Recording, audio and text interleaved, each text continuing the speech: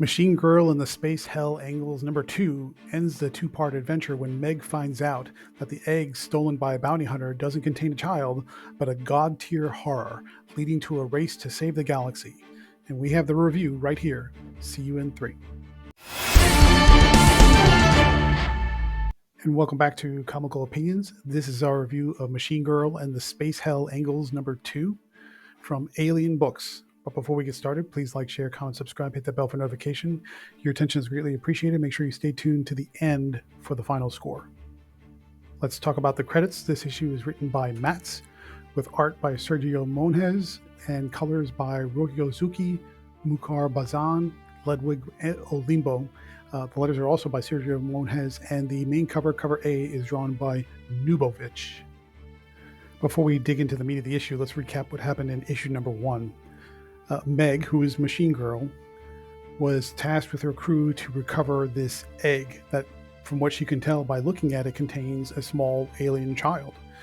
When she tried to take the egg and return it to whoever had hired her crew to bring it back to them, a bounty hunter or an individual who claimed to be a bounty hunter swooped in at the last minute and took the egg from her, and just at the same time that the bounty hunter got away, Intergalaxy, which is the intergalactic space corporation who's responsible for putting a bounty on Meg's head and killing Meg's father, showed up and tried to capture her, kill her, and also retrieve the egg.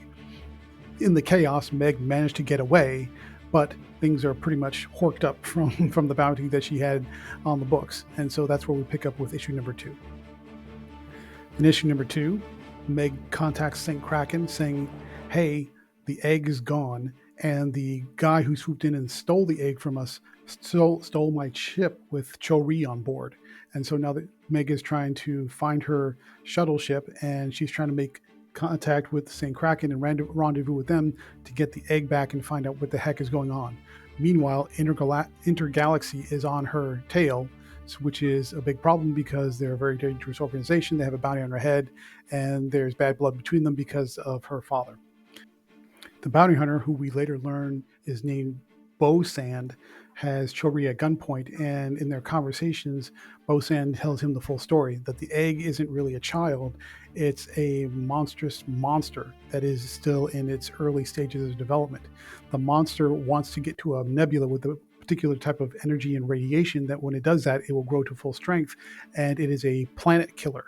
And Bo-Sand wants to destroy the baby because the monster is the last of its kind, and its kind is responsible for killing Bo-Sand's entire planet and all of his people. So it's a revenge quest. Intergalaxy is trying to get the egg back because they want to help the monster mature so they can use it to take control of the galaxy. And so now all the pieces start to fall into place. Meg has to recover the egg, but also stop the egg, which now we know as a child looks different to everybody, and it has these telepathic powers that can mind control everyone. And then when Bo-Sand is intercepted by the crew of the St. Kraken and they bring Bo-Sand and the baby on board, the baby takes control of everybody's mind and directs it to fly towards the nebula. So now Meg has to catch up to the St. Kraken, avoid the Intergalaxy crew, which she doesn't right away because they wind up catching up with her, and then eventually stop the baby from reaching the nebula, because if it does, it will grow to full strength and turn into this monstrous space dragon type creature that is a planet killer. And so all these points converge when Meg eventually is cornered by Intergalaxy, but there's a big fight and she winds up killing most of them with the help of her crew.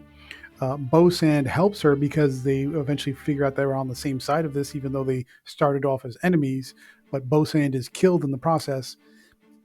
And then eventually it all comes down to a small shuttle departure from the St. Kraken with just the demon baby egg on board, trying to make its way to the nebula to get all the power, and Meg is the only one that can get on board to stop it, which she eventually does, but at the cost of one of her limbs at the very least.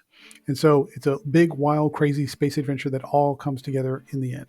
But people do die, sacrifices are made, and eventually there's a tribute at the end that makes it all worth it. What do we like about this issue? Lots of big, crazy, wild space action happens. Meg gets herself into hot water multiple times, and she manages to get out of it, but not without paying a price. Either somebody gets killed or maimed or hurt or destroyed, or some kind of sacrifice is made. Every battle feels earned. Every battle feels weighty and important.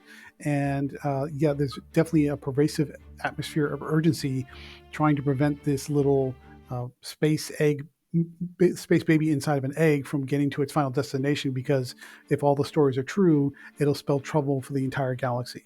So there's stakes, there's good pacing, there's lots of urgency, there's lots of surprises, twists and turns. Generally speaking, the dialogue is good, and you get from A to B with a fairly satisfying conclusion. What didn't we like about this issue? It's a minor nitpick, but it's one that comes up multiple times in this issue. There are particular scenes where individuals find themselves floating in the middle of space. One of them eventually deals with it with this kind of sort of balloon enclosure that pops out of his clothes, but you have multiple scenarios where people are floating in the middle of space and they don't die immediately. That's kind of not how space works. It's a bit of a nitpick, not a big deal, but it is something that happens more than once. And so when it happens repetitively, you sort of like, okay, that's when you're floating free fall in space. That's not how that works. I mean, you pretty much almost die instantly. So there's a little bit of a nitpick there that kind of pulls you out of the story if you understand how vacuums work. But other than that, generally speaking, this was a solid issue from start to finish. Let's switch gears to talk about the art from Sergio Monjes and the team of colorists working on this issue. The coloring is very detailed and very well applied and implemented into the panels so that you can understand why they have so many colorists on this particular issue, because the coloring looks great. Now, as far as the pencils and inks go, generally speaking, very good. The line work is very sharp and very thin, very precise, very detailed. Some of the anatomy proportions may be a little bit off in some spots, but not enough that it's a big detraction. So overall, the art looks very good in this issue, and you definitely have some imaginative character designs, especially for Bosan, who looks like a sort of an alien version of David Bowie, which is kind of a unique little twist that's sort of fun to watch play out. Final thoughts: what do we think about Machine Girl and the Space Hell Engels #2 from Alien Books? Great pacing, lots of urgency, great drama, lots of surprising twists and turns, big stakes, and a generally satisfying conclusion. So all the major parts are there. On the downside, the downsides or the takeaways from this issue are minor by comparison. Little things with floating in space and little bits and pieces about the way the anatomy is drawn on perspective through line of sight. It's a little off sometimes, but overall, this is a really entertaining comic. Therefore, we're going to give Machine Girl and the Space Hell Engels #2 from Alien Books an 8 out of 10. What do you think about sort of big action, space biker kind of weird rock and roll punk type stories that are set in space? Do you like that kind of storytelling, or do you like your sci-fi a little bit more traditional? Let us know in the comments section. Otherwise, please stay tuned through the outro for the next review.